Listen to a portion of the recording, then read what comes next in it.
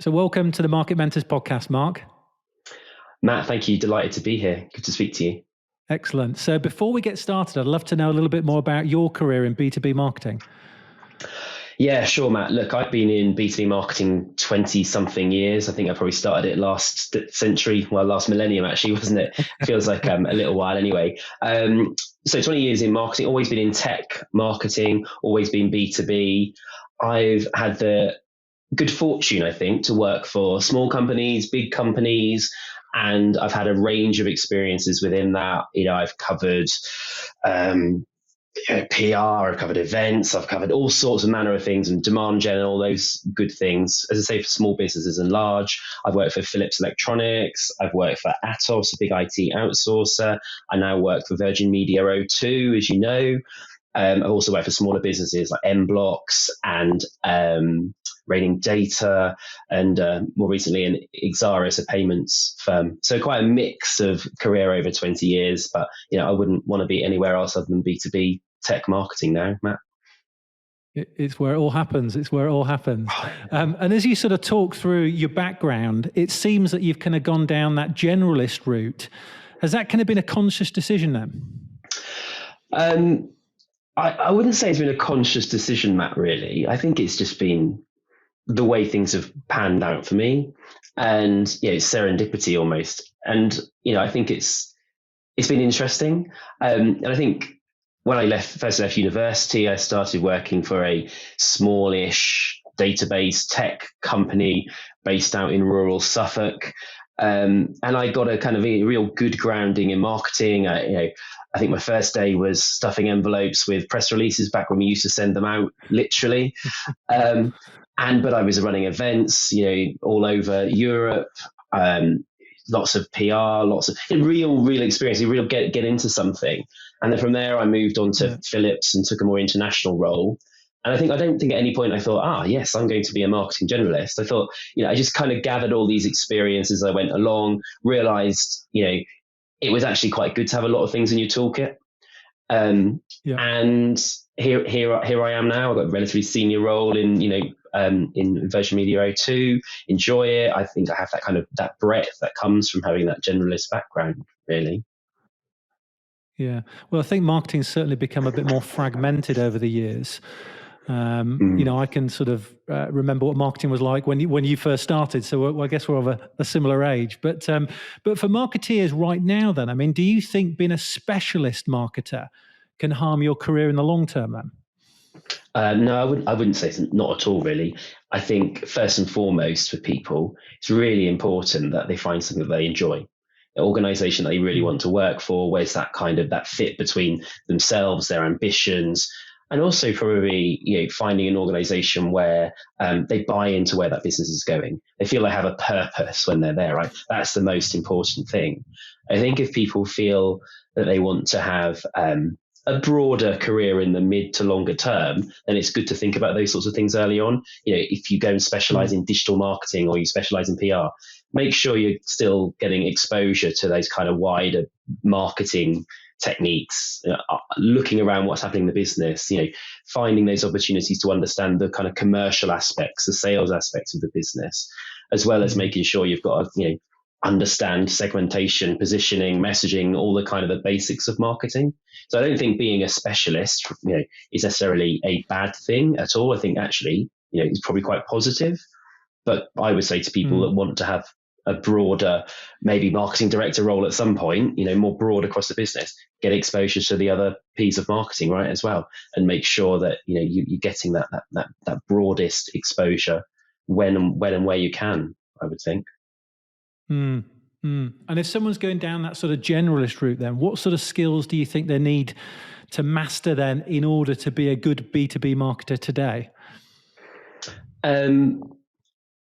I think for me, the kind of the generalist role, I think, generalist maybe feels like it does it a bit of a disservice, to be honest. Like, that kind of generalist role is bringing the glue, right? It's finding the way to join things together, join the dots, work with the product team, work with the sales team, work with the rest of the marketing team to kind of establish what is that value proposition that we've got? How do we take that to market? That sort of broader planning piece. So I think, that ability to take a step back, think strategically, understand how things go is really, really important. But also that ability to collaborate, to find your way around an organization, particularly if you work in a large organization, find the right people to bring together to move your business forward. So things like critical thinking, good communication and commercial acumen are really, really important. But as I said, of the sort of soft. Sorry, go on. No, saying I think, and just make sure you got that, that kind of solid understanding of the marketing basics as well. Yeah, because I think in B2B, I always sort of think of the sort of soft skills and the hard skills, and they kind of go hand in hand. To a certain degree, you can kind of learn the hard skills, but actually in B2B, the soft skills are just as important, maybe more important, because you've got to ultimately partner with stakeholders and sales teams and influence C-level and all that kind of stuff. So those soft skills are really important too. We sort of hear a lot these days about marketers having to sort of take charge then of their own careers then. How would you sort of suggest marketeers upskill themselves? It's a really good question. I think I don't have the answers to that, right? I wouldn't say I've had a perfectly, directed, planned approach to my own career, but I've had some really good experiences, and I've probably changed roles every 2 or 3 years, maybe within an organization, taking on new responsibilities. I think the best way to learn and to develop is to take on new things, right? Over the course of couple of month period, I'd probably say to people, make sure that 20-25% of what you're spending your time on is teaching you something new, or bringing you another experience, getting you exposure to a new set of stakeholders and things like that.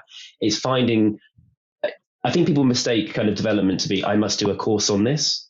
That's part of it, right? I'll go and study CIM. I'll go and study, commercial acumen or something like that. But the real learning is done on the job, right? Is finding that exposure to other things, employing what you're learning in those courses to a real life scenario, working with other people. These kind of softer skills that you kind of refer to, Matt, are really, really important, aren't they? I think those things come from more exposure to more people and joining more of those dots, as I say.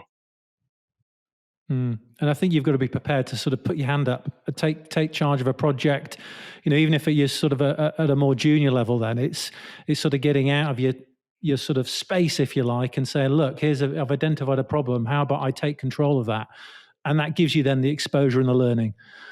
I think that's right, Matt. I think nobody else is looking out for your role, your job, right? Your development necessarily. People say the right things, and people are very supportive and enabling of you to get that development.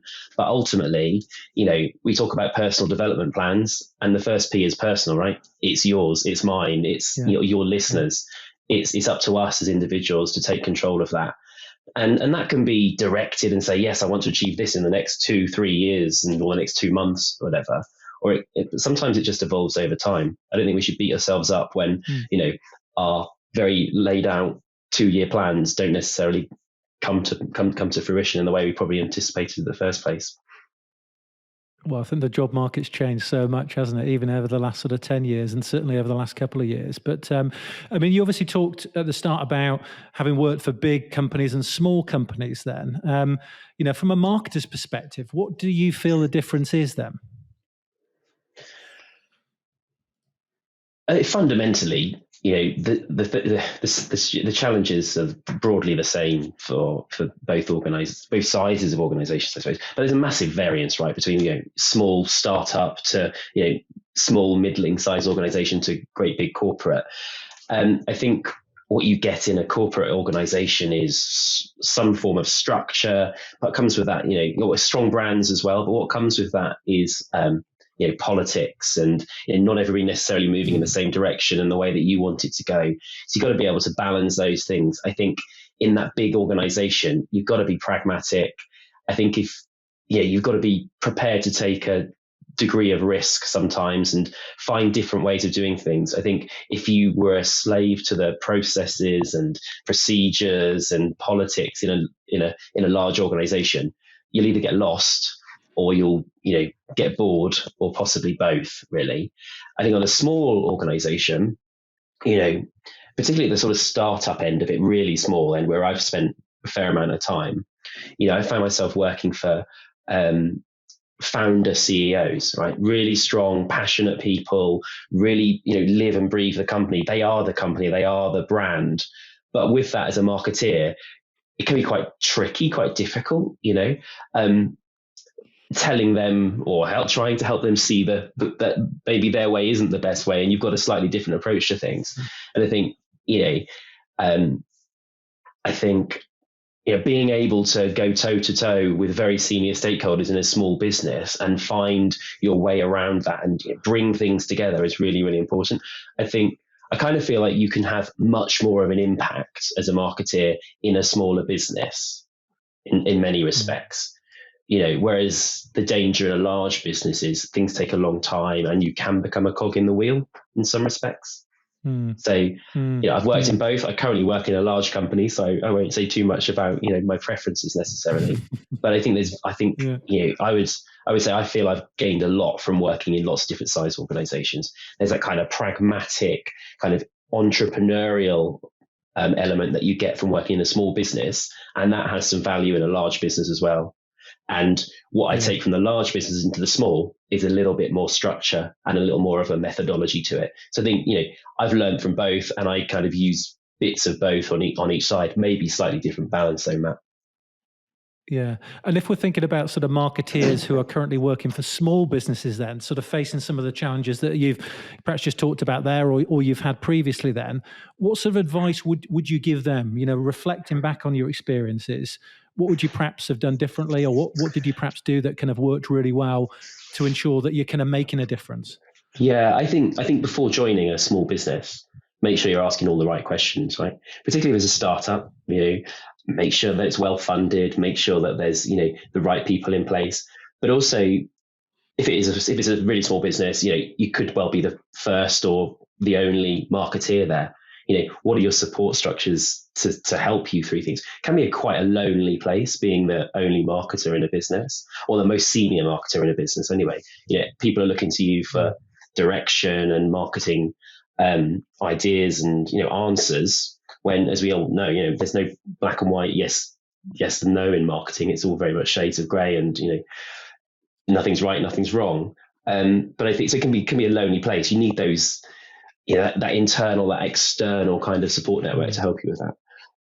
I think when on joining a new business, any new business actually, but particularly in smaller ones, take a moment to sit back, reflect, and think, what's going on here? Understand the personalities, understand the people, and probably, I've suffered from this previously. I've gone straight into actually just need to generate loads of demand, just need to get loads of leads. The reality is that isn't what we need to do. We really need to nail down what's our proposition, what's our value prop in this market, where are we actually trying to go? Because I think you can just chase after everything when you're a small business, and you're in that kind of pivoting, trying to find your place. So I think establish where you need to focus, establish where that kind of product market fit is, and then worry about going out and doing the marketing. I'm not saying take months. That's over a series of weeks, really, Matt. Yeah. And would you kind of do that at interview stage, because you do tend to find that the kind of onus in an interview tends to be on the candidate rather than the candidate being able to ask too many questions of the company. But you make a really good point there about expectations ultimately. Is the CEO and the founder team expecting you as the sort of first marketeer to come in and suddenly have this, pipeline after 2 months? Versus kind of really what you should be doing, which you're absolutely spot on there, is kind of sitting back and almost analysing what's taken place so far. What market are we operating in? Who are we operating against? So then you can really start to build the fundamentals then. Is that something you'd recommend maybe marketeers quizzing directly then companies about this kind of stuff, the expectations and their thoughts around what they expect out of the first 90 days? Matt, I think you've got to, right? I know it's difficult in that sort of interview stage, but if both sides need to be sure that they're going into the right relationship, right? For the business, they want to make sure they've got somebody who's savvy, able to do the job they're asking to do. And I think as a business owner, as a CEO, I would respect people who are asking those right questions. I want to make sure, I want in any instance when I'm interviewing somebody, I want them to know that this is the right role for them, and vice versa, right? Mm. I don't. Mm. I think the classic interview process is very much geared or seen as, would-be candidate has to prove their worth to a business. It's absolutely not that. I think it's just as nerve-wracking being on the recruiter side. Trying to find the right person. The risk on you is huge, but if you bring in the wrong people. So I think a candidate we should appreciate that and really think we have some power in this as well as the person who's doing the recruiting, right? Ask those right questions, ask those hard questions. I think it will position people better in many respects. If somebody comes in and asks me loads of questions about the role and what they'll be doing, I find that reassuring than somebody who just comes and answers my questions and then at the end says, thanks very much, and walks away, Yeah, no, I agree. I totally agree. Because it's got to be the right fit for both parties. The last thing you want as a company is a candidate joining a job that isn't quite suited to them. Especially as you mentioned, the sort of cost in terms of time and potentially the cost in terms of recruitment costs. It can be very costly to get it wrong. What about on the flip side? I mean, we hear a lot about certain marketeers being only right for certain jobs, and we're obviously talking about the sort of startup and the bigger company marketeer. Then, if we're sort of talking about a marketeer who's worked for smaller businesses and startups, and they were going to work for a bigger business, then what do you think they should be doing differently to make a good job of it? Excuse me. I think you got to be prepared for the fact that in a corporate entity, things don't go the same way. You don't have the same access to senior managers. You don't have the same access to everybody that you need to make a decision on something. Whereas in my startup world, back when we were all in an office, I would walk across the office and talk to our CEO, and that would take me 90 seconds or something. If I want to speak to somebody in our business, more senior person, I probably need to book a meeting 3 weeks in advance, something like that. If I want to get a group of people together, it's much more complicated, right? We're all meeting heavy, and there is that finding something to unite people is a challenge. Be prepared for the politics. Be prepared for how those things are working. I don't think it's a move that people shouldn't make. I think it's good to have those different experiences, particularly early on, I would say. But I think it's definitely a different environment, much more structured, which can help. It depends on your personality, doesn't it, Matt? Really, it's if that suits you or not. And you make a good point there. You're talking about it's good to have those experiences because I guess the point you're making is that then you can sort of get a feel for actually what suits you better as a person, because the two can be quite different things. Yeah, and I think, as I said earlier, you kind of learn from both. I think this kind of entrepreneurialism, pragmatism, can-do attitude that you need in a small business can really translate into a large business and give you the edge over some other people as well. And then that kind of structure that you can bring and that sort of critical thinking and commerciality you probably get more in a larger business, you can translate into a small. So in that kind of that move between the two. And for me, I've kind of flipped from one to the other quite successfully, I think, over the last 20 something years. It's quite unusual to see, actually, I've got to admit. So to pivot then and sort of thinking about marketers who are currently looking for a job right now, then, if they can't decide between big company and small company or being specialist or generalist, how do you think they should approach job hunting them? Well, I think, have an open mind, but I would say give some serious thought into what sort of environment you think you're better suited to a degree. But principally, if you really can feel that you can work in both, I feel I can work in both. As I say, I've been doing it for some time. Then it's got to be the people you're working with. Choose a manager, choose the team that you're going to work with and get on with, that you will fit in with their culture and the way they are. But also look for an organization where you believe in the purpose, believe in the direction, and believe in what that organization does and where it's going. whether that's large or small. It just comes down to, I think, your personality and the role, and most importantly, that team and direction of travel.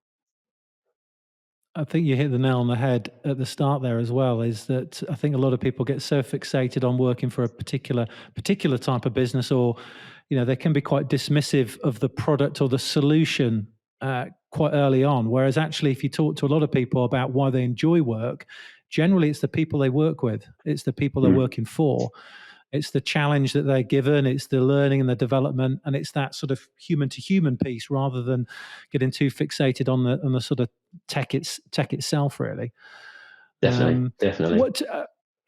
And if we sort of break this down a bit more, then, I mean, thinking about sort of applying to jobs, I can't remember the last time you sort of looked for a job yourself, but, if you look at most advertised roles right now, it seems like some sort of crazy shopping list of things that a marketeer needs to do or need to know. And that can sort of put people off. Do you think it should put people off, having been a sort of hiring manager yourself? No, absolutely not. I think if anybody can do everything and has done everything that is on some of these kind of laundry list job descriptions, then they're probably fishing in the wrong pond, right? People generally should be looking for roles which will stretch them, bring something new, allow them to learn something, right? And actually, test themselves. So, I wouldn't be put off by a JD that had, that laundry list. What I would be doing though is looking at, well, what is it on that list that I think is really core, really key, the things that absolutely have to be able to do that job. And then what are the things which are probably nice to haves?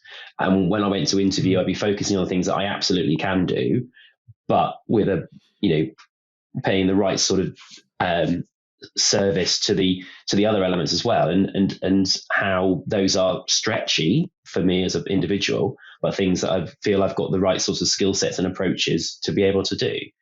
I think there is a tendency from hiring managers to completely load the job spec with everything that could possibly be done by that person. But we're not looking for super people here, are we? We're looking for people who can do the job at the end of the day.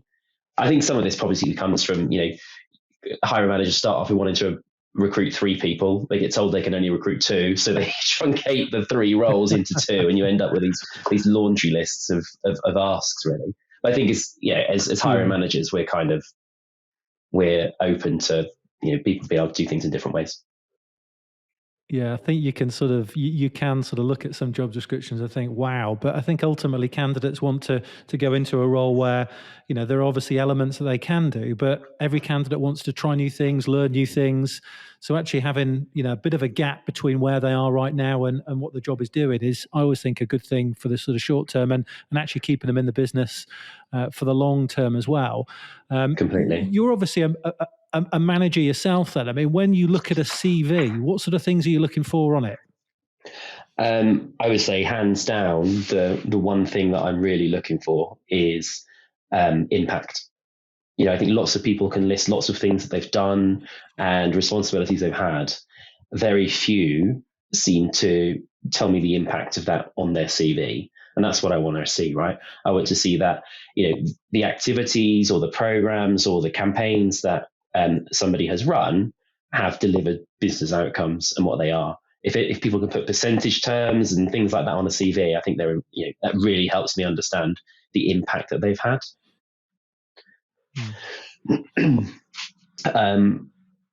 And that's kind of it, really. As long as they're in the right sort of, they've got the right sorts of experiences, the right sorts of organizations, or the right kind of attitude. I think, that kind of principal thing that I'm looking for is, what you've done, what has it actually achieved for your business? Where has it taken you to? Yeah. And, it gets across the sort of commercial aspect of you as a marketeer, if you like. So, we'll certainly speak to a lot of companies that won't interview candidates if they don't have that kind of stuff on a CV. Are there any sort of red flags for you? And typically when you're looking at CVs, maybe people that have perhaps moved around a little bit or anything like that? I think that's probably the one that sort of jumps out. I wouldn't say it's necessarily a red flag, but it's something to be wary of. And certainly if we were pre-screening before interviewing, I'd be interested in understanding why that person may have, moved around a lot. Could be that they've done a lot of contracting because it suits their lifestyle or something at the time and they want to change. But if somebody's going for a permanent role, I would be wary of people that have jumped around too much, particularly, mid sort of career sort of phase. I think early on, it can be the norm to go and get different experiences. And if that comes across on the CV, that actually there's progression in those moves as opposed to just sort of jumping ship. And I think that's certainly one of the things I would be cautious of with people, that they're not going to come in for 6 months and then disappear again.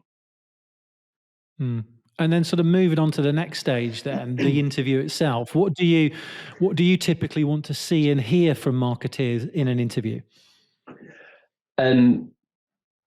So I think, again, it's that impact, right? I want them to tell me what they've done, how they've done it, and how that's driven an impact.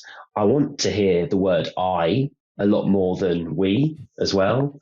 I want to know what the person who's in front of me, what their role has been in something. It's very easy to talk about what we've done as a business, but I want to know what your role was, that, and what the impact of what you did was on that. So I want to hear that. I think the kind of the STAR method is a great way of doing that, right? Is it situation, task, action, result, something like that? But I think that kind of approach and really structuring your answers and being really well prepared on those sorts of things is really good. I would say have 4 or 5 really strong examples of your work that you've really thought through in terms of the impact, but be prepared that those 4 or 5 can actually answer 20, 30, 40 different questions, and that just that ability to be, agile and thinking in an interview as well. I think, as I said earlier as well, I'm really interested in the questions that people ask me through the interview phase. I think quite often, particularly more senior roles, the conversation we have are much more two-way, and, both parties sort of feeling each other out to see, if it's a right fit or not. And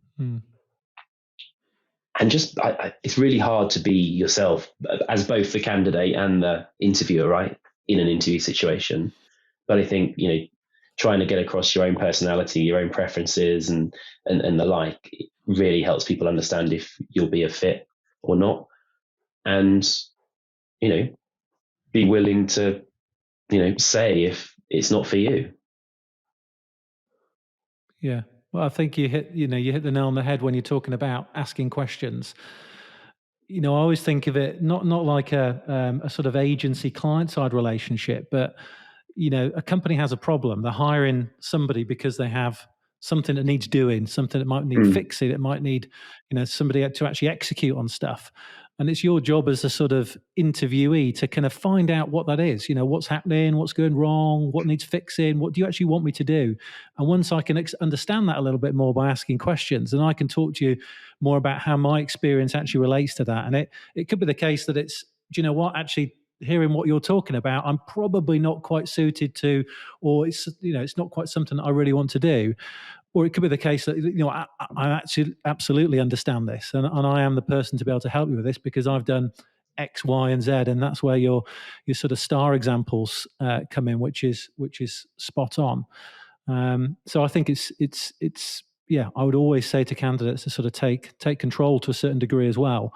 And sort of as a sort of final question, I mean, how much do you tend to weigh the sort of attitude and willingness to sort of learn over somebody who's actually done everything on a job description? Because you do find that at times companies can be a bit prescriptive, almost like putting a square peg in a square hole, so to speak.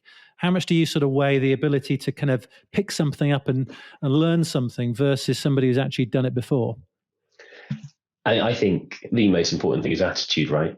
But they have to have, a degree of knowledge and understanding and ability to hit the road running. But I think, having the right mindset, the right attitude, and a willingness to learn and a willingness to really help the team is really important. A good work ethic, goes a long way, right? I think in an interview, that's why I think the kind of getting to know somebody, getting an insight into somebody's personality is really important, because it's about how that person will fit in with the rest of the team, right? And I'm often thinking, how will X person in my team work with this person? Will they be able to work together? Because they'll have to. What would this senior stakeholder, how would they handle that? So particularly the good candidates, that's the sort of thing you start thinking of really early. It's like, how would this person work with these people? And then the questioning kind of goes along that line to a certain extent, I think. So yeah, definitely, attitude is everything, really. You can teach somebody the way to do the job. Indeed. Sorry, indeed. Well, I've really enjoyed. That's okay. Well, I've really enjoyed this conversation. It's quite rare you sort of speak to a marketeer like yourself who's had the different experiences, big company, small company, and obviously you've been on both sides of the fence. So the advice that you've been given to especially job seekers and even companies thinking about hiring people, I think is really valuable. So thanks very much for giving up your time. My pleasure, Matt. Really enjoyed speaking to you. Thanks very much. Fantastic. Pleasure. Thank you.